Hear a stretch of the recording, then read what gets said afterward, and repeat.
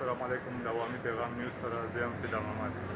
څنګه چې تاسو ته معلومه ده تاجرانو چې په 5 جولای باندې د هړتال وینا کړې وه او کوم ناروا لوډ شیډینګ چې دی او کومه مهنګایي چې ده د هغې خلاف باندې نن په 5 جولای باندې ملکان ډویژن کې مکمل شټر ډاون هړتال دی.